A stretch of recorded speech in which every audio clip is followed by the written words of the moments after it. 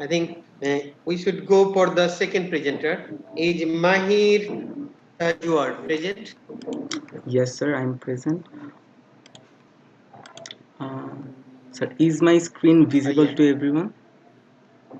No, it's yeah. Now it's visible. Am I loud and clear, ma'am? Yeah, you are. You are. No problem. Thank you, sir. আমাগো এলাকায় মহিলারাই কেবল পানি আনা নেওয়ার কাম করে। In our area, only women do the water collection. Talking about a general statement of a focus group discussion participant on the gendered water collection role of our study area, Gabura. Assalamu alaikum everyone. This is Mahir Tajwar, the presenting author of this study. I am currently an undergrad student of the Department of Disaster and Human Security Management of Bangladesh University of Professionals. Our study topic was understanding the impact of freshwater scarcity on women and their adaptive practices in Gabura Union, Satkhira. The aim of the research is to assess the sustainability of the existing water adaptation practices and whether there is any impact of those water adaptation practices on women in Gabura Union of Satkhira district. To achieve our aim, we have segmented it into three objectives mentioned here. Our objective was to identify the current status of freshwater scarcity and the best adaptive practices to tackle this scarcity, and assess if these adaptive practices are implying any impact on women of the study area. Our study area is Gabura Union, a union of Shamnagar Upazila under Satkhira district in the division of Khulna. Gabura is an isolated landmass due to its geographic position. It is considered as one of the most vulnerable areas of Bangladesh. The impact of climate change are widely visible here. Almost every year it faces tropical cyclones and storm surge. Besides, it is situated near the world famous mangrove forest Sundarban. Therefore, we have chosen it as our study area. According to holding assessment by Gabura Union Parishad of 2014, the total area of Gabura is 41.26 square kilometers. There are about 6,800 households, and the total population of Gabura is about 31,500. After an intense literature review, we have developed this conceptual framework. Here we try to point out the root causes of the study area's vulnerability, which is shown in the left hand side, and in the right hand side we have hypothesized the difficulties of women might face due to water scarcity. Our study is a qualitative study. We have collected both data from primary and secondary sources. As primary data, we have performed field survey, interview, key informant interview, focus group discussion, GPS point collection. And as secondary data, we have used satellite image from Sentinel-2 of January 2020, BCA road and settlement data, and intense literature review. With this data, we have performed both qualitative and GIS analysis, where we did ring buffer analysis and Thyssen polygon analysis. After the analysis, the outputs are mobility map, daily schedule, pairwise ranking, severity map, proximity analysis map, sustainability scale. Before jumping into the result and discussion session, let's discuss about the freshwater scarcity reasons of Gabura Union. We have found out two different sets of factors behind it: climatic factors and man-made factors. In climatic factors, frequent tropical cyclones and storm surge are prominent, and in the man-made factors, shrimp farming is the most prominent one. So, from our primary data, we have seen these six adaptive sources are currently available by the community people of Gabura. Although these water sources are not equally distributed in these four mojas, people dependency on these water sources varies from according to their economic status, distance between the water source, and the weather condition. Based on dependency of water sources, rainfall it based on rainfall patterns. Here we can see in monsoon season, people mostly depend on rainwater since it's free of cost and adequate to meet up their needs for a long period of time. However, the size of the reservoir and the family determines how many months they can uh, sustained with the collected rainwater for drinking purposes. From based on our primary data, we have developed a sustainability ranking where we have ranked all these 6 available adaptation practices on basis of these parameters. For example, for instance, we can say consider cost. The water treatment plan and groundwater supply requires a daily or monthly basis subscription fee, whereas the rainwater harvesting requires one-time installation fee. The community people can avail loans from local NGOs to avail this source. After installation, one family can enjoy fresh drinking water for several years without any cost. If we consider the friendliness parameter, rainwater harvesting can be installed in household premises, which can reduce women's water collection load, whereas the rest of the sources are not equally distributed in our study area. That's how we developed this sustainability scale. So what is the current water scarcity situation in Gabura? Well, in here we can see water sources are not equally distributed. We performed ring buffer and Thyssen polygon proximity analysis where we found 0.5 kilometer ring buffer does not cover the most of the settlements. But the ring buffer of 1.5 kilometer covers the most of the settlements. That means a person needs to walk a large distance to collect water. On basis of settlement density, number of water source, field observation, and focus group discussion, we resulted this water scarcity severity map on basis of Mouja. Here we have pointed out Dumuri as the most water scarce, as the high water scarce severity, and Gabura as the less water scarce severity area. Traditionally, women are responsible for water collection in Gabura.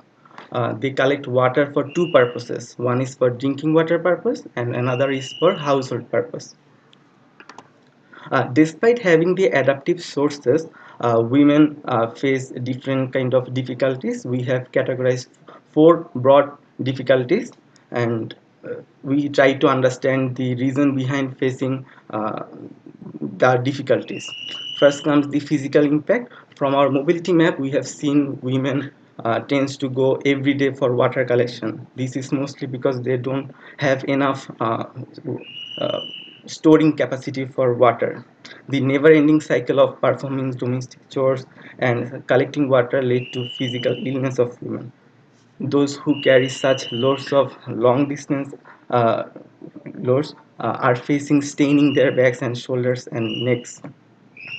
The available water sources are not equally distributed. The distance of the sources varies from households to moja. As a result, it takes a long way for most of the household to collect water from different sources. For understanding the health impact, we conducted in-depth interview of the health caregivers of 4 mojas and prepared pair-wise ranking on basis of the number of female patients. Here we can see the area of water scarcity is higher and the area where water scarcity is lower. Both have leukorrhea and skin disease as the most prominent one. According to the both of the healthcare providers' opinions, these diseases are outcome of long-term exposure of saline and polluted water. From our mobility map, we can see Mahir, we have 2 more minutes. women and teenage girls don't like to go to water collection. This is mostly because they face harassment, and in most of the time there is long queue in the water collection sources. As a result, they spend a lot of time in terms of water collection, which leads they got beaten by their husband. And we have just seen the health impacts. Women's facing having the gynecological health issues cause family disputes, which leads to divorce problem in the study area. We developed this daily schedule on basis of our focus group discussion. Here we can see women are packed with works from 5:30 to 10 p.m. Due to such work stress, they feel psychologically ill. They spend large amount of time in water collection. As a result, they give less time to their children. They feel tensed about their children in the meantime.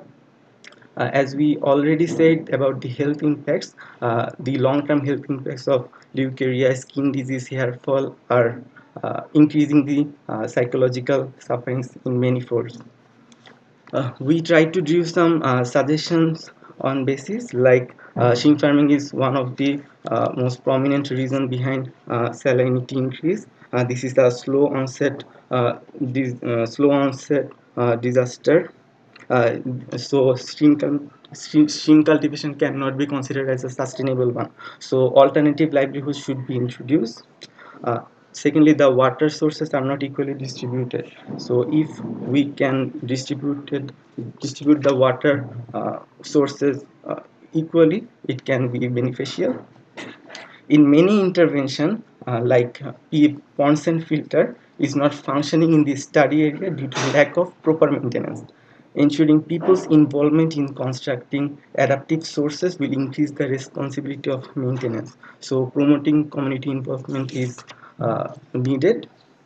Heightening the embankment can reduce the saline water intrusion due frequent storm Mahir, your surges. time is up. Please finish as soon as you can, please.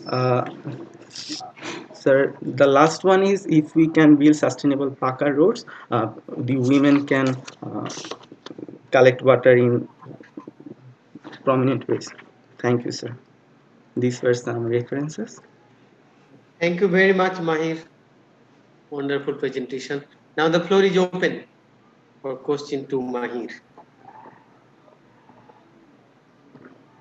So can I ask a question? Yes, please, please. Yeah. So Mahir, you did an excellent work. Like as an undergrad, it's a really, you did really good job. So my question is that you found gender problems over there. So what's your perception? How can we solve or how can we address that issue? Like how can we reduce the gender gaps or the gender problems? Ma'am, firstly, ma'am, we are only addressing the salinity problem in the study area to introduce the adaptive measures. If we consider the women perspective also in terms of initiating these adaptive measures, we can ensure women friendliness in this. Like if we equally distribute the water sources, then women can easily collect water from those sources. So we have to understand the local perspective and act upon that.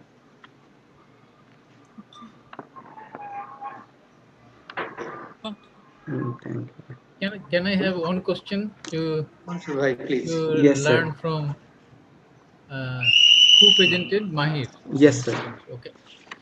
So it's very interesting presentation, I think. In case of the documentation, actually, in the Gabura Union, what is the understanding of the freshwater issues and linked with the women? So if I ask you, what is the way forward? We learn this thing and then how we can make it useful for Gabura and other area of similar area. Can you have some insight? Yes, sir, obviously.